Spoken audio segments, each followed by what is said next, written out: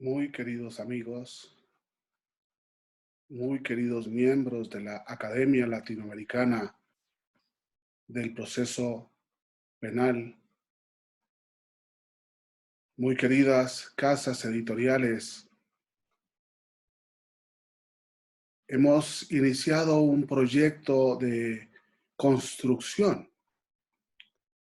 Cuando en 1808 se concibe el proceso penal en el proyecto francés que luego pasa a España y a Italia, y se consolidan los distintos modelos del proceso, tratando de ofrecer una respuesta mucho más justa a el modo de someter al autor de un delito al proceso mismo.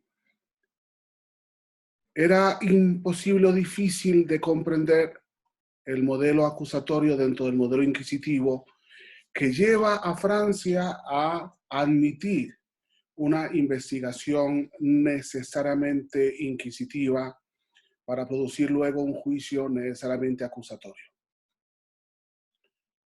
Me gusta mucho recordar a Juan Luis Gómez Colomer cuando Juan Luis Gómez Colomer nos dice y nos repite, no solamente en lo que ha escrito, sino en sus bellas conferencias, que si queremos un modelo acusatorio tenemos que abrazar el modelo adversarial. Es decir, que tenemos que entender al Ministerio Público y a la defensa del imputado en igual de condiciones. Y sin embargo, aún la respuesta de los Estados Unidos con un modelo acusatorio adversarial nos ha planteado la gran dificultad cuando el proceso italiano trata de copiar en parte el modelo norteamericano. Posiblemente podemos hablar de un momento de fracaso del modelo acusatorio. Cuando Costa Rica, por ejemplo, abrazaba el modelo acusatorio, yo me atreví a escribir un libro de introducción al nuevo proceso penal diciendo que era imposible una investigación sin inquisitio, sin inquirir, sin investigar, y que depende de cada uno de los casos. Hay investigaciones que se pueden compartir con el defensor y con el imputado, y hay investigaciones que son imposibles de compartir, principalmente cuando nos encontramos ante la delincuencia organizada y nos encontramos en tantos grupos de organización de la criminalidad, ya no solamente a nivel nacional, sino internacional. No podemos decir que el 11 de septiembre ha marcado una línea en la investigación también de la inteligencia y del derecho. Y por eso es fundamental tratar de plantearnos, cuando estamos en estos momentos de nuestra era, esta realidad lógica eh, de hasta dónde el modelo mexicano, en esta primera conferencia de la Academia Latinoamericana de Derecho Procesal Penal, hasta dónde el modelo mexicano es un modelo acusatorio, es un modelo adversarial. Ya nuestra primera sala, muchos de nuestros tribunales de circuito han referido lo acusatorio del proceso, lo adversarial del proceso.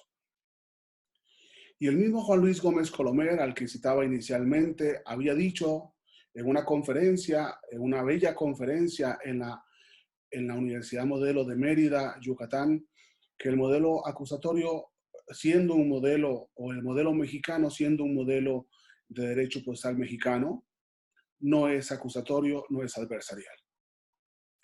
Y quizás puedo disentir en algunas variables de lo que él concibe como acusatorio y de algunas variables de lo que él concibe como adversarial.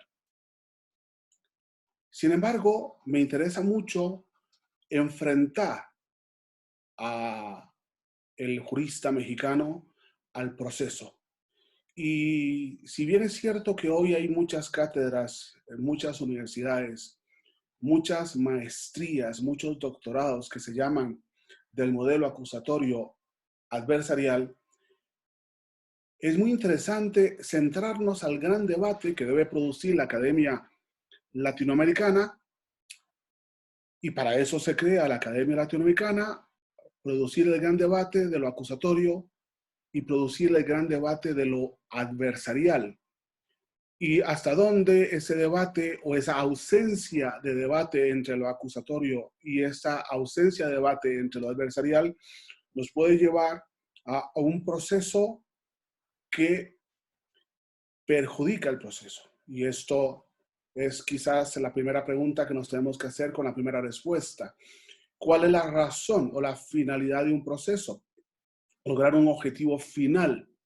Y ese objetivo final, que nosotros lo tenemos en la Constitución Política, en el artículo 20, apartado A, fracción primera, esa finalidad del proceso en el descubrimiento de la verdad, esa razón epistémica de la verdad como objeto del proceso, y una verdad que se centra no solamente en el hecho delictivo, para encontrarse en el hecho delictivo al autor del hecho delictivo y a la víctima del derecho delictivo, tratando de resolver ese conflicto que produce el delito entre ambos, tanto entre la víctima o los ofendidos y los ofendidos o el imputado, nos enfrenta necesariamente a la importancia de comprender el proceso.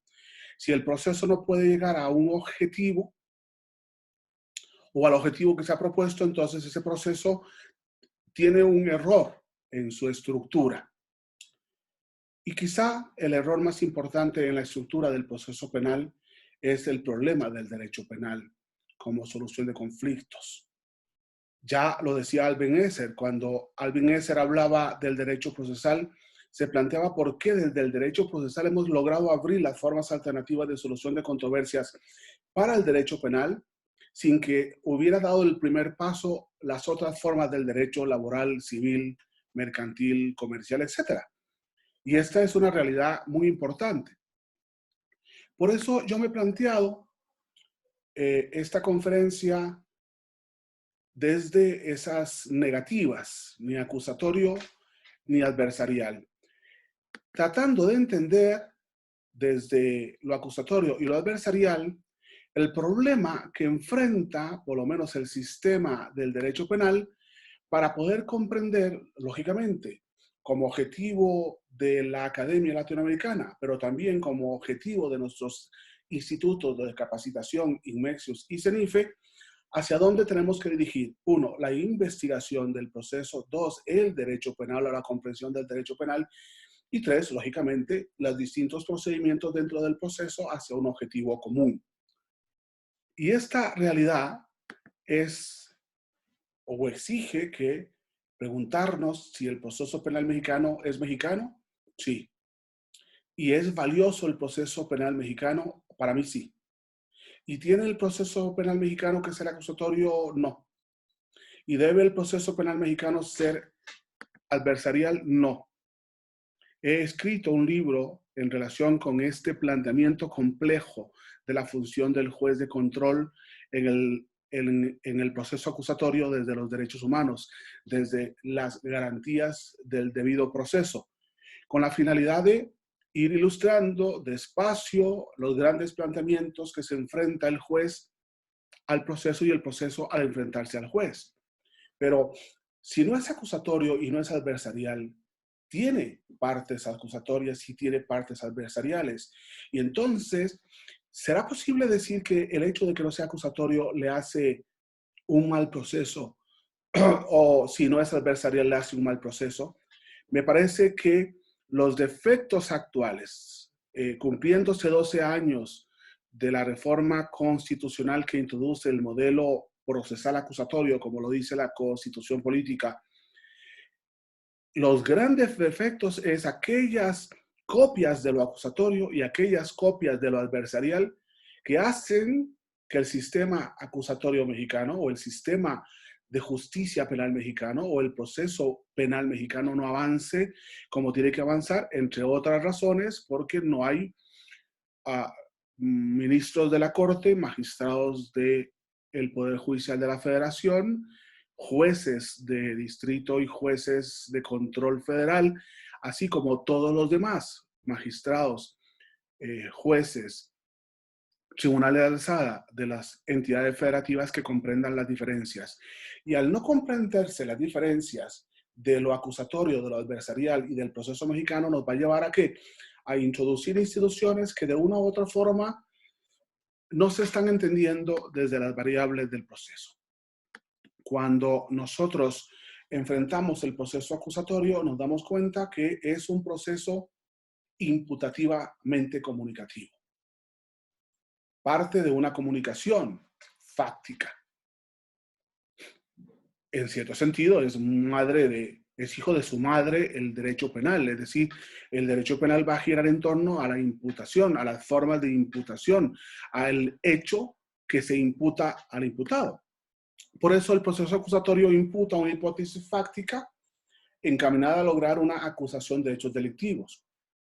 Cuando nosotros asumimos un modelo como distinto al mexicano, como por ejemplo podría ser el modelo costarricense, como podría ser el modelo guatemalteco, nos damos cuenta de que la imputación es una comunicación.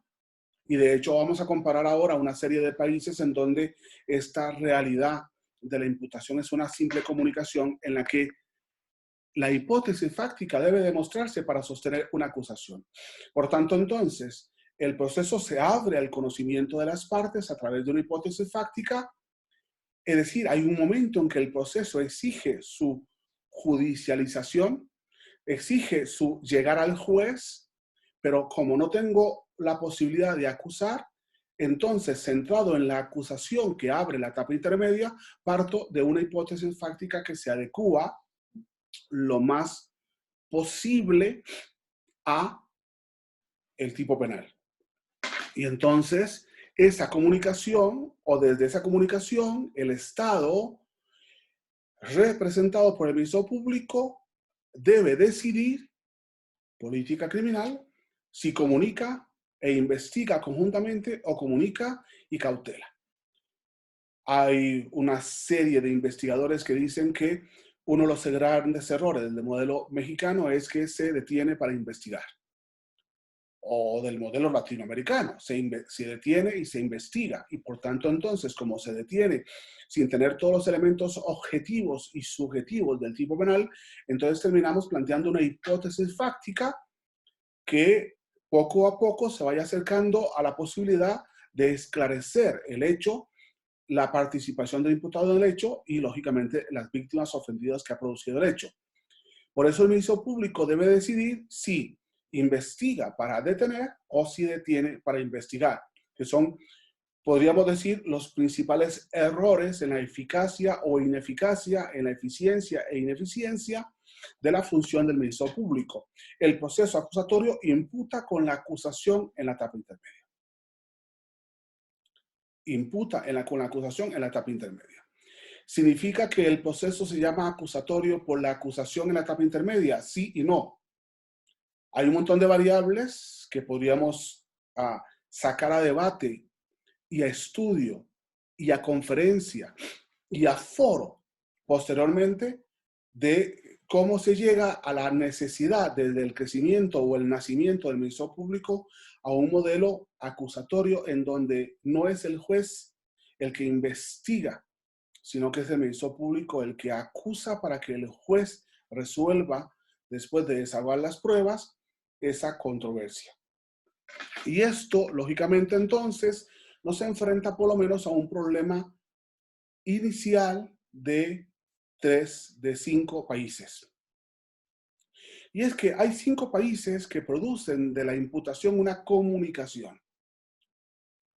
Podríamos, y de hecho podríamos partir de que es lo lógico que la imputación sea una comunicación.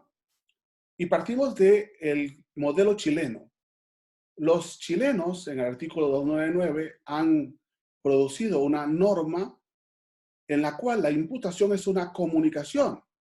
Y dice literalmente que la imputación es la comunicación que el fiscal efectúa al imputado en presencia del juez de garantías de que desarrolla actualmente una investigación en su contra respecto de uno o más delitos determinados.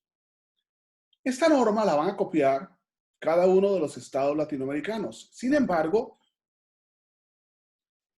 vamos a encontrar con que unos estados comunican para producir posteriormente una acusación Y hay estados como los que están en ese momento en el pizarrón que comunican y que exigen que esa comunicación sea en definitiva la acusación. Vemos Argentina en el artículo 221, donde la formalización de la investigación preparatoria es el acto por el cual el representante del Ministerio Público Fiscal comunica en audiencia al imputado en presencia del juez el hecho que se le atribuye, su calificación jurídica, su grado de participación y los elementos de prueba con que cuenta. Veamos la precisión, por lo menos desde la teoría del delito, que hace el modelo argentino, que también lo va a hacer el modelo mexicano si estudiamos el artículo 309 al que nos vamos a referir en relación con el artículo 141 sobre las exigencias del 221 argentino. Perú, en el artículo 87, va a consignar que antes de comenzar la declaración del imputado, se le comunique detalladamente el hecho objeto de la imputación, los elementos de convicción y de pruebas existentes y las disposiciones penales que se consideran aplicables. Es muy posible que cuando nosotros enfrentemos el modelo peruano, los peruanos nos digan, no, esa comunicación no es al modo o naturaleza chilena o al modo de naturaleza argentina, sino que es la comunicación detallada del hecho objeto de la imputación para que declare o no declare. En Panamá vamos a encontrar en el artículo 280 que en esta audiencia el fiscal comunicará oralmente a los investigados que se desarrolla actualmente una investigación en su contra respecto de uno o más delitos determinados. Comunicación, el verbo comunicar en los 4 artículos leídos que nos lleva lógicamente a México en el artículo 309.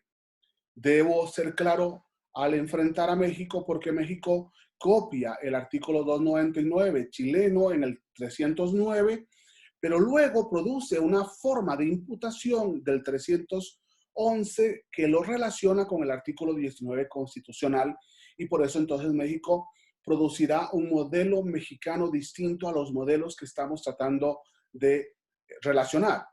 Cuando México dice que la imputación es la comunicación que el Ministerio Público efectúa al imputado en presencia de juez de control de que desarrolla una investigación en su contra respecto de uno o más hechos que la ley señala como delito. En esta realidad, nosotros vamos a enfrentar que si la teoría de la argumentación nos exige enfrentarnos a los conceptos de concepto, hecho y valor, hecho, concepto y valor,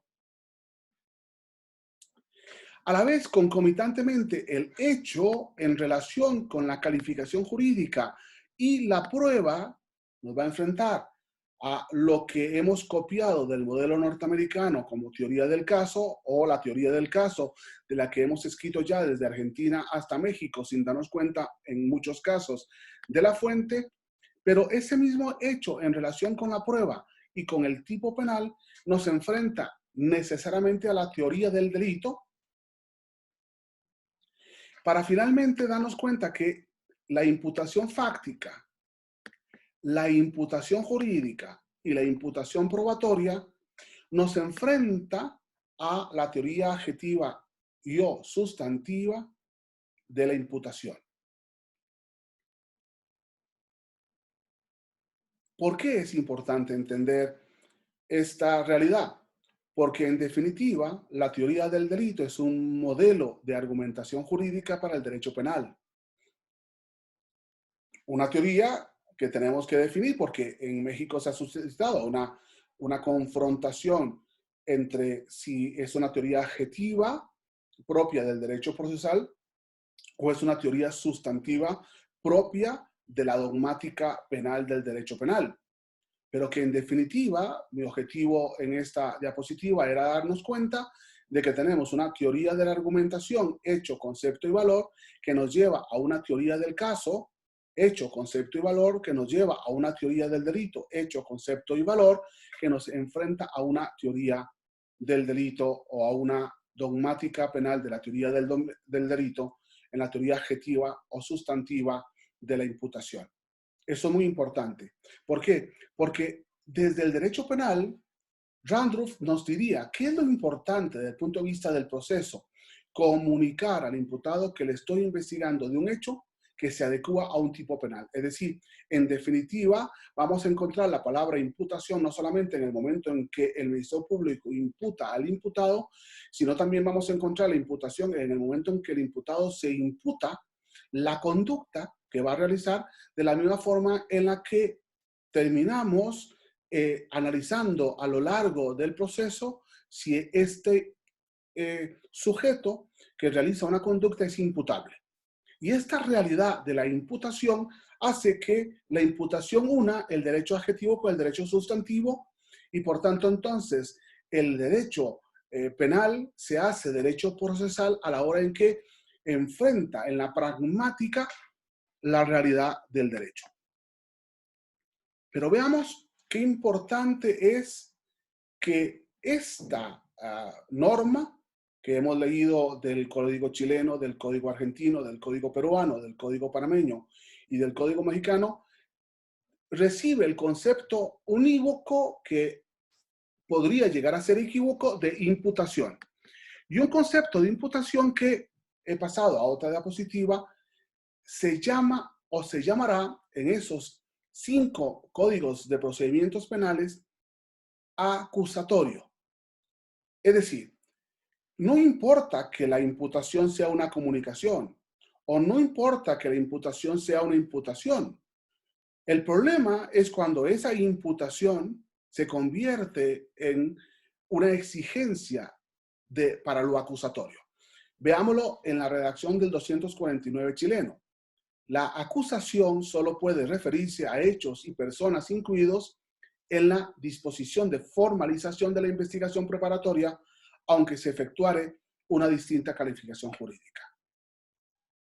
Es decir, estoy comunicando una investigación y sin embargo luego en el 249 estoy exigiendo que esa investigación que comuniqué sea la misma acusación con la que acuso, valga la redundancia. Y en el mismo sentido, Argentina, la acusación solo podrá referirse a hechos y personas incluidas en la formalización de la investigación, aunque se invocare una calificación jurídica distinta de la asignada en esa oportunidad. Y vamos a seguir en Perú con la misma redacción. La acusación solo puede referirse a hechos y personas incluidos en la disposición de formalización de la investigación preparatoria, aunque se efectuare una distinta calificación jurídica. Panamá, la acusación solo podrá referirse a hechos y personas incluidos en la formulación de la imputación, aunque efectuara una distinta calificación jurídica. Y México, en el artículo 335, la acusación solo podrá formularse por los hechos y personas señaladas en el auto de vinculación a proceso, aunque se efectúe una distinta clasificación, la cual deberá hacer del conocimiento de las partes. Si nosotros nos vamos para atrás a la imputación del 299, 221, 87, 280 y 309, y vemos que el verbo rector es la comunicación, y cuando nos vamos al siguiente, el verbo rector es la acusación. Si la imputación debe ser la acusación, entonces viene la respuesta propia de una teoría del proceso. ¿En qué momento el imputado fue acusado? Si los hechos de la acusación deben ser los mismos hechos de la imputación. Y por tanto, entonces, si debe respetarse los artículos relacionados con la acusación, entonces tendríamos que concluir que cuando se acusan los hechos de la imputación, entonces no es la acusación la que fija la litis, es decir, la petitio y la causa petendi del Ministerio Público ante el órgano jurisdiccional, sino por el contrario, la imputación en la etapa de investigación. Eso es muy importante porque entonces nos está creando unas variables, por lo menos desde el punto de vista de teoría del proceso, fundamentales para comprender las diferencias de estos países con los demás países latinoamericanos. Es decir, esta realidad cuestiona lo acusatorio del modelo mexicano y produce 6 modelos procesales distintos. Primero, un modelo imputativo con imputación en el Ministerio Público. El Ministerio Público en una serie de países latinoamericanos formula la imputación al imputado en presencia del abogado defensor sin que esté el juez, sin que, como lo va a exigir Chile, Chile va a decir la imputación tiene que realizarse en presencia del juez y después los otros países la van a copiar. En algunos otros países la imputación se realiza en el Ministerio Público. El modelo imputativo con imputación ante el juez, como está ocurriendo, por ejemplo, en los modelos que acabamos de estudiar. El modelo acusatorio con hechos en la imputación, que es la variable de los países también. Es decir, donde los países que están entendiendo una diferencia entre imputación y acusación, sin embargo, están exigiendo que la acusación sean por los hechos y personas de la imputación. Por lo tanto, entonces el modelo imputativo con imputación ante el juez termina siendo un modelo acusatorio de los mismos hechos imputados. Un modelo acusatorio con hechos en la teoría del caso en juicio al modelo adversarial de los Estados Unidos, en el que los hechos se conocen hasta que se realiza o se inicia el alegato de apertura. El modelo acusatorio con hechos en vinculación a proceso, que sería el modelo que introduce México, con una figura muy propia del modelo mexicano que ahora copia el modelo panameño, y el modelo acusatorio con hechos en la acusación. Si leemos distraídamente, quizá no hayan diferencias. Y sin embargo, cuando nosotros enfrentamos estos 6 modelos al proceso o a los distintos procedimientos dentro del proceso, vamos a entender o vamos a tener serias diferencias que convienen irlas marcando a lo largo del estudio y a lo largo de la redacción de las normas, o principalmente a lo largo de la interpretación de las normas, porque el problema es un problema de interpretación fundamental que iremos viendo. Centrémonos en este momento lo que podríamos hacer con el modelo panameño, con el modelo argentino, con el modelo peruano, con el modelo chileno. Centrémonos en este momento al modelo mexicano. ¿Sobre qué gira el proceso mexicano? Sobre la imputación, sobre la vinculación, gira en torno a la acusación, gira en torno al juicio o gira en torno a la teoría del caso. He colocado la teoría del caso porque llama mucho la atención, por lo menos para mí como procesalista, que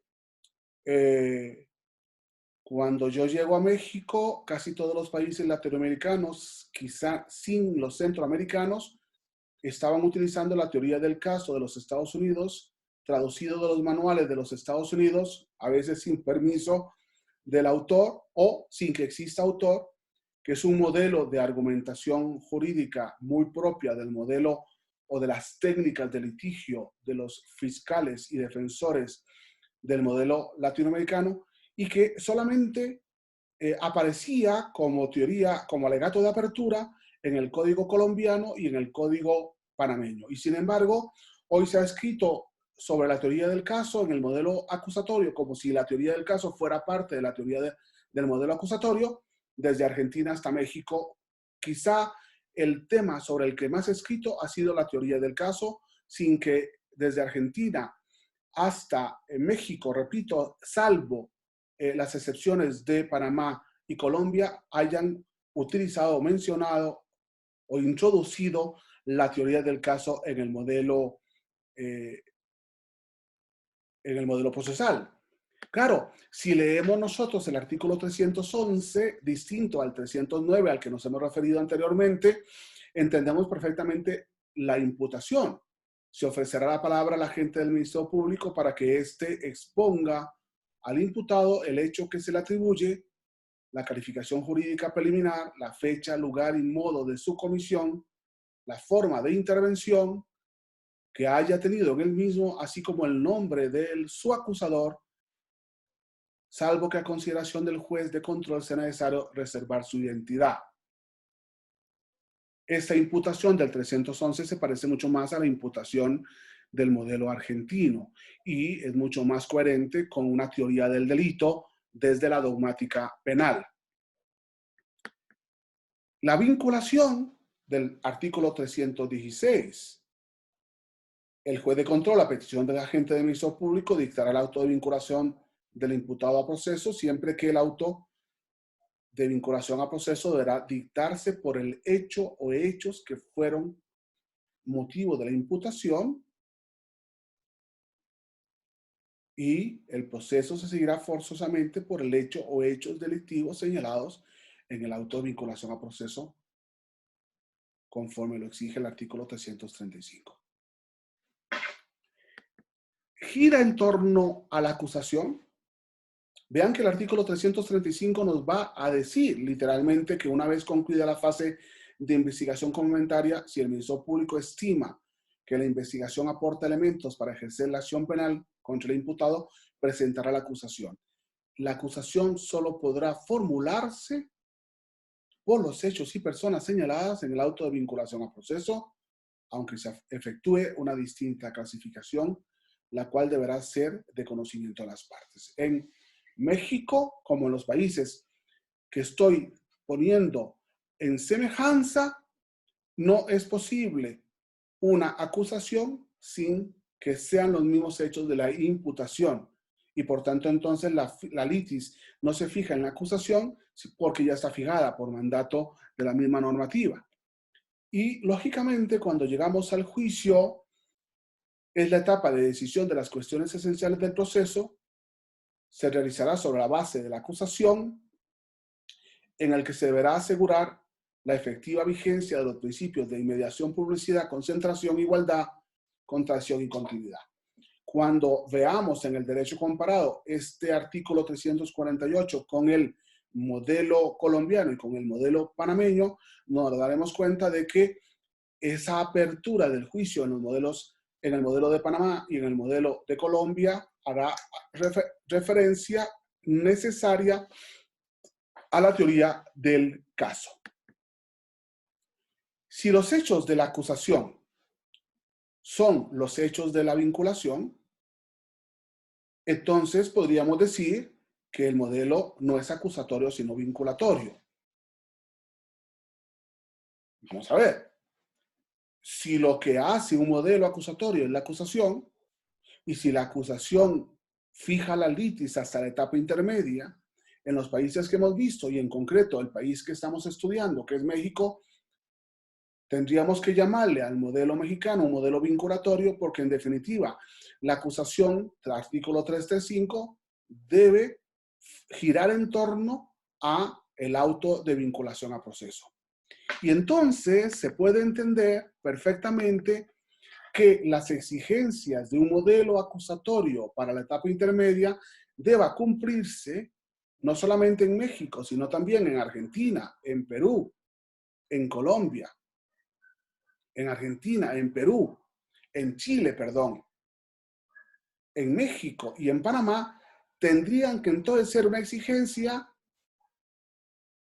que lleva a que los hechos deben conocerse antes de la audiencia inicial.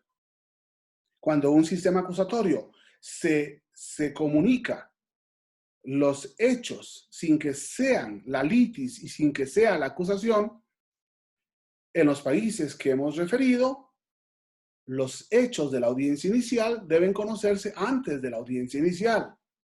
Por tanto, entonces, los hechos deben encontrarse por escrito para su estudio por las partes. El juez, al ser convocado por el fiscal, debe conocer cuáles son los hechos por los cuales es convocado. Y el juez, cuando convoca a las partes a la audiencia inicial, tiene que saber a qué las convoca y tiene que informarles sobre cuál petitio y cuál litis causa petendi los está citando. Es decir, el juez debe conocer la razón de la audiencia porque fija su competencia, y entonces en México esa razón de audiencia sería para producir la imputación, para pedir medidas cautelares, para fijar el plazo y para conocer los datos de prueba que existen en contra del imputado respecto a un cuadro fáctico que se adhiere a un tipo penal. Los hechos exigen la petitio que pide audiencia de imputación y los hechos exigen la causa petendi con el objeto audiencia para resolver la situación jurídica del imputado. Los hechos fijarán la razón del litigio sobre qué objeto gira la audiencia, que contiene todos los elementos objetivos, subjetivos y normativos del tipo penal. Es muy interesante. Y entonces el juez admite y convoca a la audiencia de las partes. Se hace así en México, se hace así en Perú, se hace así en Argentina, se hace así en Chile. O llegamos a una audiencia inicial en donde se nos comunica que se nos está investigando sin determinar el cuadro fáctico, el cuadro jurídico y el cuadro probatorio. Y por tanto el juez nos convoca a una audiencia sin saber si es o no es competente para esa audiencia. Conocemos las partes cuando llegamos a la audiencia inicial, ¿a qué vamos? Conocemos cuál es el cuadro fáctico y a qué adecuaciones típicas se adhiere ese cuadro fáctico, porque de lo contrario entonces estaríamos admitiendo un proceso acusatorio que, siendo vinculatorio, está fijando un montón de variables distintas en el modelo propio y no en el modelo acusatorio. ¿Por qué? Porque todo lo acusatorio ya se conoce en la etapa intermedia, de modo que entonces las partes reciben del juez la imputación escrita del Ministerio Público para que puedan prepararse para la audiencia. Se describe la prueba que comprueba los hechos delictivos en grado de probabilidad. Se describe la prueba que comprueba la participación del imputado en esos hechos delictivos y los hechos exigen la adecuación típica. Si yo estuviera hablando sobre un sistema acusatorio, yo estaría diciendo la gran problemática que enfrentó la sala penal panameña y los jueces de garantías panameños, que al ser una sola comunicación no había debate y por tanto estaban violando el principio de contradicción de las partes, pero que fue al final una problemática que enfrentó Argentina, una problemática que enfrentó Chile, una problemática que enfrentó México, una problemática que hemos enfrentado todos los países, que al fijar una imputación o con la imputación la acusación, debió o deben abrir el debate en la imputación, porque no es cierto que nos estemos enfrentando a una simple comunicación, sino por el contrario, como lo hemos visto en la comparación de normas, nos estamos enfrentando nada menos que en una clara acusación. Decíamos o podríamos decir que es una acusación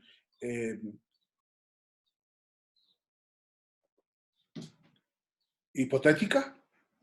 Podríamos decir que es una acusación. Tenemos que decir que es una acusación completa. ¿Por qué? Porque si la acusación solamente puede ser de los hechos y personas de la imputación, no podemos variar el cuadro fáctico en la acusación. No podemos variar el cuadro subjetivo en la imputación. Y entonces aquí es donde quizá los grandes defectos y errores que hoy enfrenta los modelos en comparación, incluyendo al que me estoy refiriendo, que es el modelo mexicano, es no entender estas diferencias en estas distintas variables. Por eso, cuando nosotros estamos comparando, nos tenemos que hacer una pregunta. ¿Qué diferencia al proceso mexicano? Perdón, ¿qué diferencia al proceso mexicano del proceso argentino, del proceso chileno, del proceso peruano y del proceso panameño? A mí me parece que la diferencia es que el proceso mexicano ha concebido la frase en el artículo 19, párrafo quinto de la Constitución Federal. Es decir, la misma norma procesal que en los procesos en comparación exigen que la acusación sea de los hechos de la imputación, en México es un mandato constitucional que leemos: todo proceso se seguirá forzosamente por el hecho o los hechos del auto de vinculación a proceso. Esto lo dice la Constitución Política. Claro, ¿qué tendríamos nosotros que decir? Modelo imputativo. Todo proceso se seguirá forzosamente por el hecho o los hechos de la imputación. Modelo vinculatorio. Todo proceso se seguirá forzosamente por el hecho o los hechos de la acusación. Modelo acusatorio. Entonces, es lógico que tengamos que dominar el hecho de la imputación dentro de los elementos subjetivos normativos para poder inmediatamente establecer desde la audiencia inicial y no desde la audiencia intermedia, desde el proceso de investigación y no desde el proceso de preparación del juicio oral, las diferencias que existen entre la investigación con la imputación a la acusación con la etapa intermedia.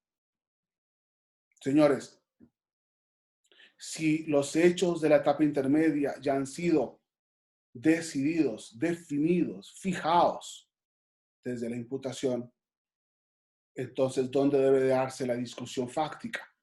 En la imputación y no en la acusación.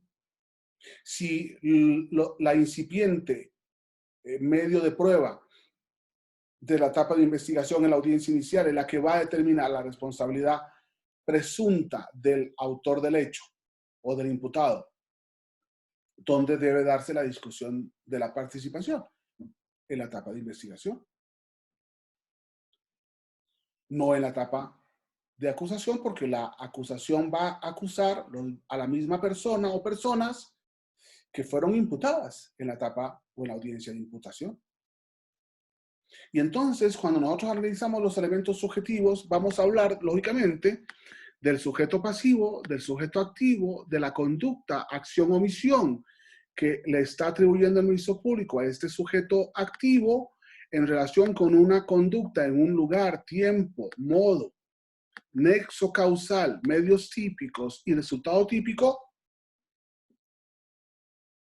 no, como se entiende, de un modelo acusatorio en el que se abre una investigación ante el imputado y su abogado defensor para convertir de una hipótesis fáctica a una acusación, no, en vez de ser una hipótesis fáctica, es una imputación que es en definitiva la acusación, porque solamente se puede acusar en la etapa intermedia lo que fue imputado en la etapa de investigación.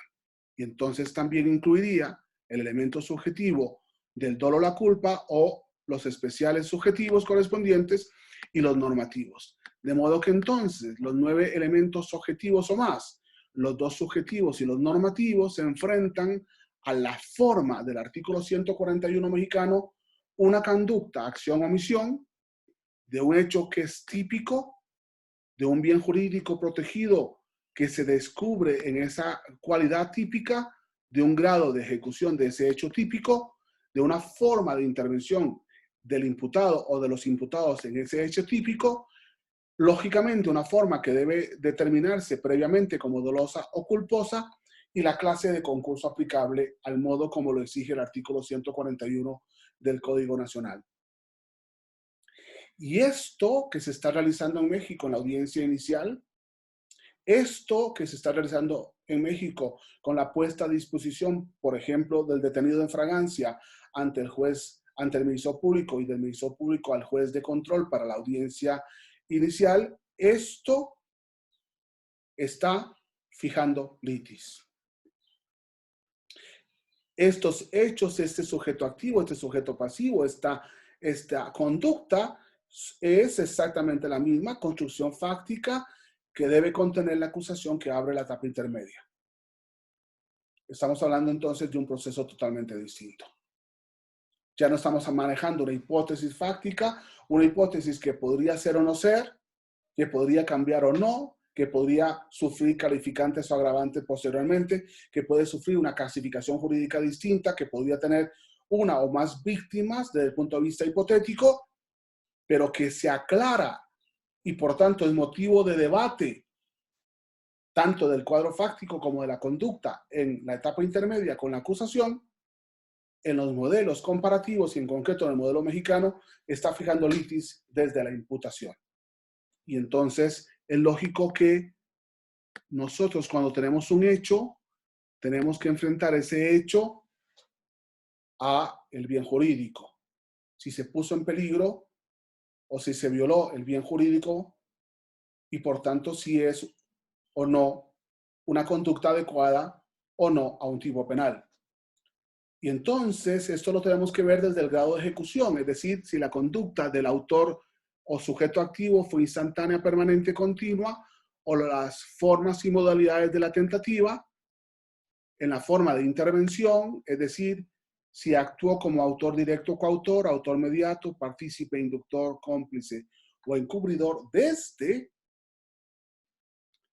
lo que el modelo acusatorio llama hipótesis fáctica, desde lo que el modelo mexicano llama imputación, con las formas dolosas o culposas, no solamente del dolo y la culpa, sino también de las omisiones dolosas o culposas o la comisión por omisión dolosa o culposa, y lógicamente en las excluyentes de culpabilidad o en las excluyentes de, de reprochabilidad. Es muy importante, ¿no? Cada vez que nosotros enfrentamos un modelo como el modelo mexicano, como el modelo argentino, como el modelo chileno, como el modelo peruano y como el modelo panameño, por lo menos a partir de ahora darnos cuenta en el modelo comparativo que estamos asumiendo una posición fáctica, jurídica y probatoria totalmente distintas.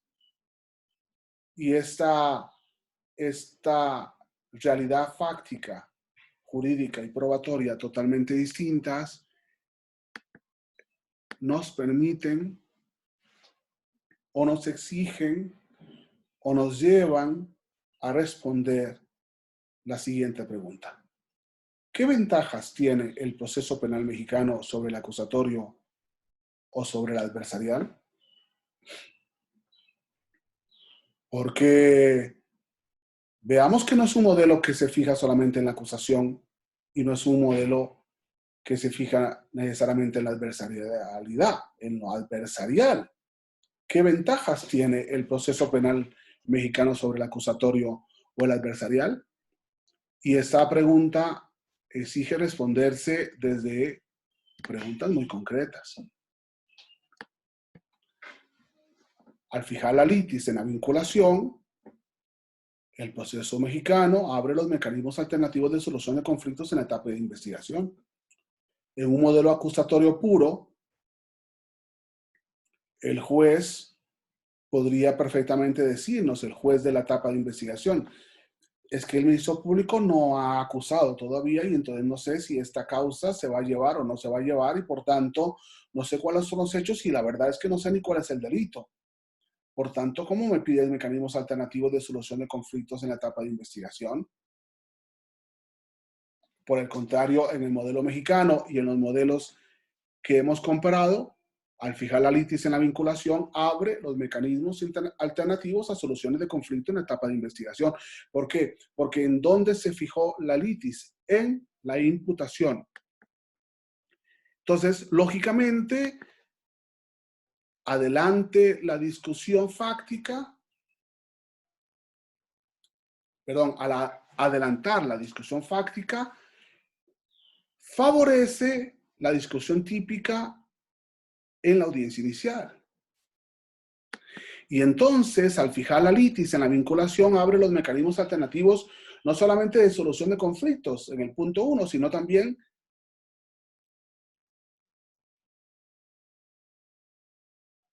a los mecanismos alternativos de terminación del proceso.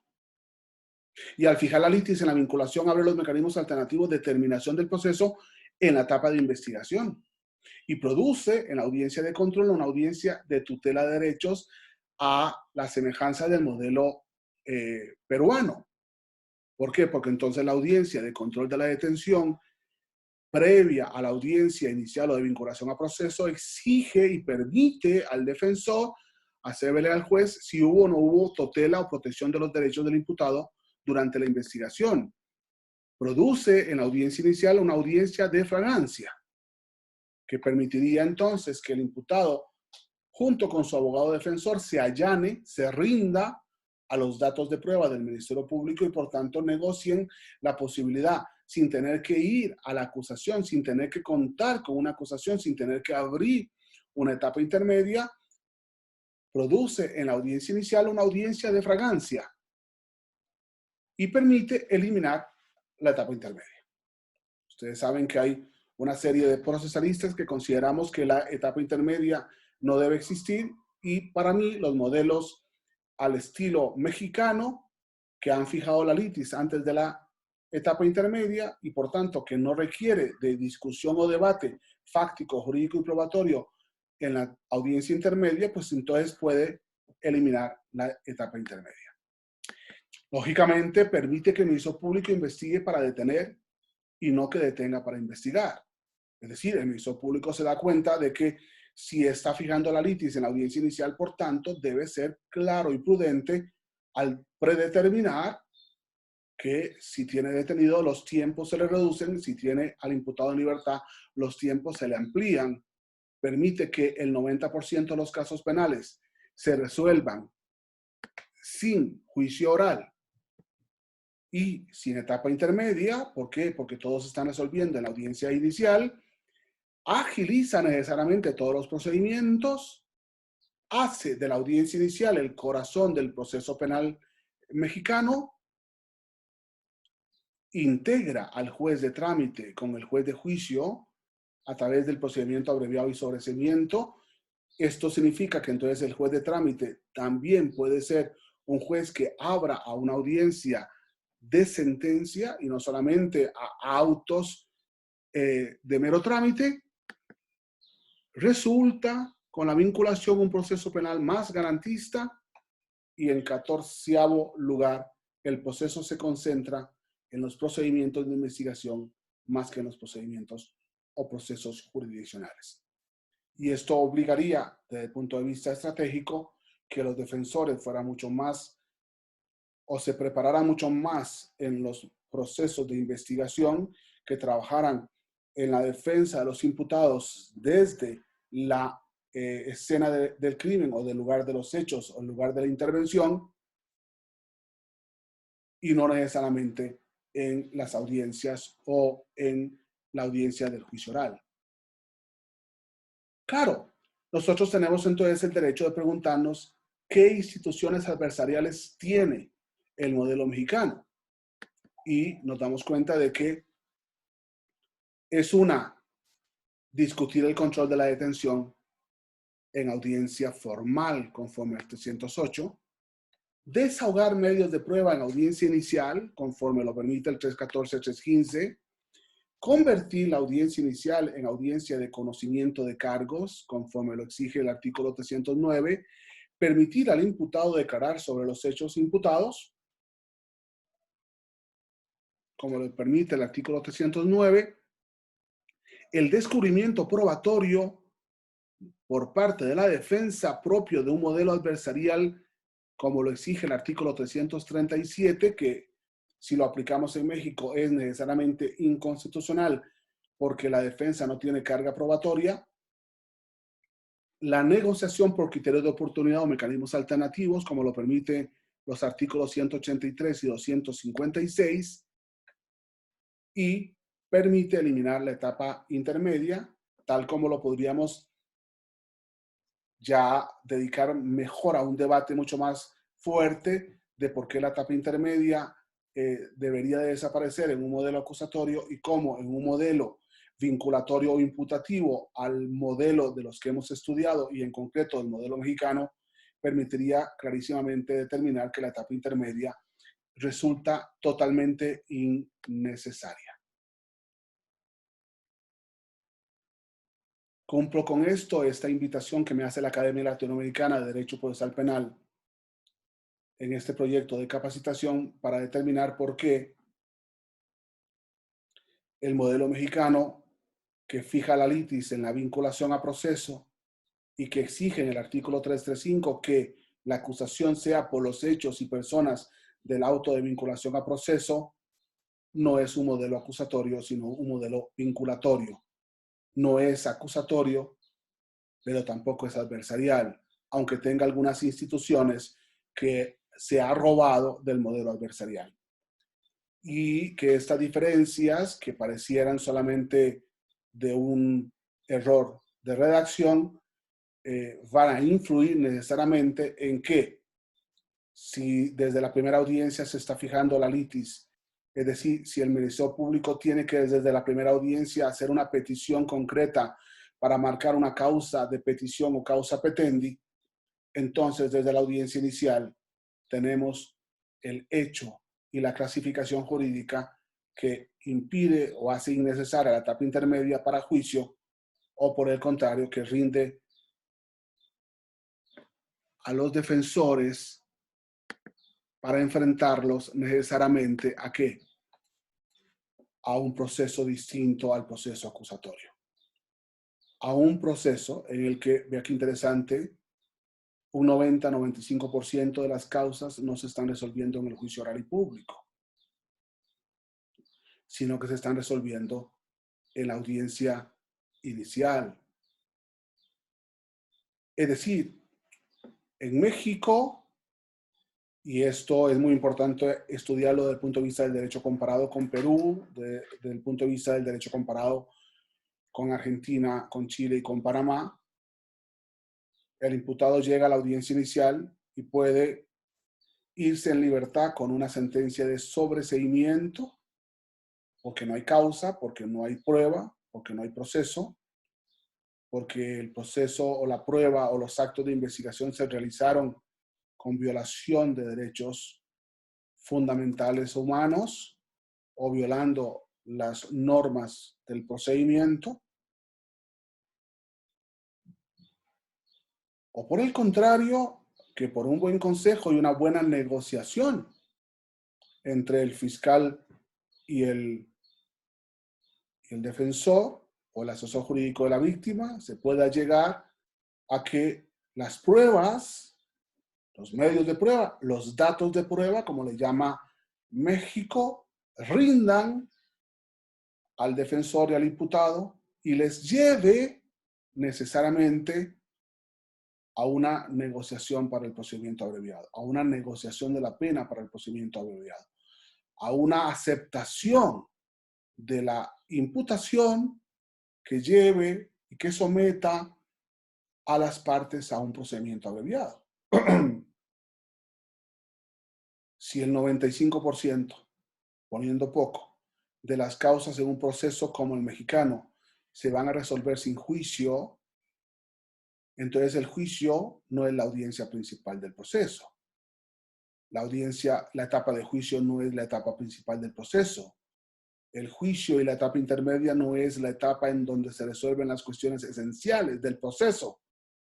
Y por tanto, el proceso no gira en torno a la decisión jurisdiccional, aunque termine en una decisión jurisdiccional, sino que el proceso gira en torno a la investigación que hace el Ministerio Público con la policía ministerial o judicial, con el auxilio de los expertos peritos técnicos, científicos, artísticos, que van definiendo no solamente el hecho, sino que además al autor del hecho en los hechos, a la víctima de los hechos, y por tanto entonces a la solución del conflicto sin tener que ir a juicio para resolver. Y entonces estaremos convirtiendo en un derecho penal que resuelve más rápidamente los conflictos.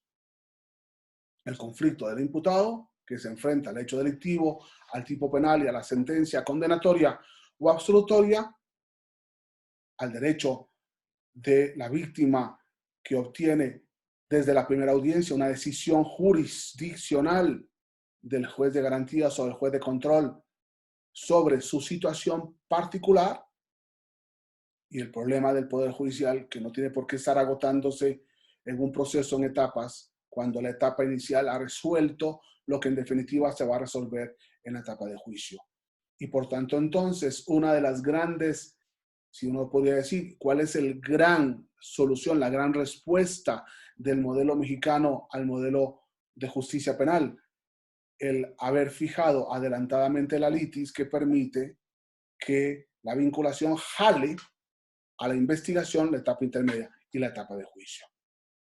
Ustedes me pueden decir, esto no es cierto, porque al final, en muchos procesos no mexicanos, también en la etapa de investigación se están realizando las negociaciones correspondientes, sí, pero esa decisión, esa mala práctica, se realiza ¿por qué? Se realiza en base a una hipótesis fáctica. Es decir, no hay todavía una acusación y por tanto lo que estamos haciendo es a ojo tapado, admitiendo los cargos sobre un hecho que todavía no ha sido acusado y que cuya litis no ha sido fijada por un órgano jurisdiccional. Y esto sería muy grave. De hecho, no ignoramos la gran cantidad de casos en Latinoamérica en los que se ha resuelto en la audiencia inicial casos que no tenían o carecían de los medios de prueba necesarios y sin embargo terminaron en un abreviado con condena. ¿Por qué en México no se daría? Porque en México hay un debate que ya ahora lo ha propuesto Panamá, hay un debate desde la imputación que lo ha propuesto Argentina, hay un debate desde la imputación que lo tiene que proponer Chile, hay un debate desde la comunicación y por tanto entonces no estamos hablando, pero eso es una mala interpretación, si lo hablamos de buena interpretación, no es solamente una comunicación, sino que es una imputación de una acusación. Y por eso entonces estoy atrayendo las etapas anteriores, pero si nosotros hiciéramos la interpretación inicial que hizo Panamá de que la imputación como Chile es una simple comunicación, por tanto, entonces no podemos resolver el conflicto con una simple comunicación que nos ha convertido en acusación y que no ha fijado la litis ni el tipo penal. Es decir, si no se ha judicializado el caso, el hecho, la clasificación jurídica y la existencia de medios de prueba legítimos, lícitos o ilícitos, legales o ilegales, para poder resolver el conflicto, entonces tendríamos que continuar hasta el momento procesal adecuado, que sería el debate de la acusación, como ocurre en los modelos acusatorios, y por tanto resolver el caso en la etapa intermedia o saltar al juicio para resolverlo.